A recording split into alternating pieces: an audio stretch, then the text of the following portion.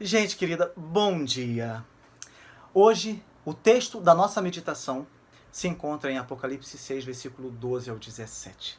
Esse texto fala sobre o dia do juízo, fazendo uma descrição precisa de um universo sendo sacudido enquanto os homens, completamente aterrorizados, tentam se esconder. O terror desse grande dia se refere, é claro, somente ao iníquo, ao ímpio, aquele que negou a palavra de Cristo, não recebendo em seu coração a Jesus Cristo. Considerando, porém, que será pequeno o número de crentes no tempo da segunda vinda, como nos ensina o texto de Lucas 18, versículo 8, quando, porém, vier o Filho do Homem, porventura achará fé na terra? Considerando isso, podemos dizer que o mundo, em geral, será tomado de sobressalto. Conforme é usual, certo número de intérpretes, conhecidos como os preteristas totais, pensa haver aqui um retrato simbólico da destruição de Jerusalém que ocorreu no ano 70, como já falei até essa semana, né? Na realidade, entretanto, está em foco o verdadeiro tempo do fim. O cenário é assustador. Os homens sempre se mostram muito habilidosos em descobrir meios para escapar de qualquer necessidade de dar atenção a Deus. Quanto mais longe, melhor para eles. Quanto mais de conferir lealdade, então, e darem atenção ao mundo eterno. Eles não vão fazer isso. Essa independência dos homens em relação a Deus fatalmente chegará ao fim. A grande tribulação, que é um exemplo da ira divina, fará a humanidade inteira prostrar-se de joelho. Os homens terão de sofrer esses horrores a fim de voltarem sua atenção para as realidades espirituais da existência.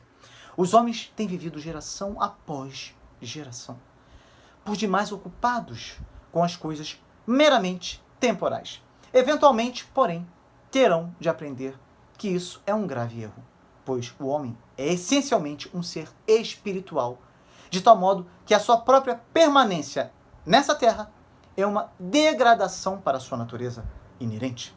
O homem merece esse tratamento final por ter se recusado em cultivar o espírito, por não querer avançar na direção do grande ideal, que é o próprio Deus, o qual lhe oferece uma participação infinita em sua própria natureza, em seus atributos, em tudo quanto é Deus, seu ser, conforme se aprende na segunda epístola de Pedro 1, versículo 4. Deus é o alfa e o ômega da criação, ou seja, o criador e o alvo da criação. Os homens, por fim, haverão de aprender isso, mas não sem antes terem atravessado a ira severa da mão de Deus, que os arranquem do materialismo e do mundanismo, forçando-os a prostrarem-se de joelho. Então guarde isso aí. É triste, né, falar sobre isso às vezes. Mas somente Deus é independente.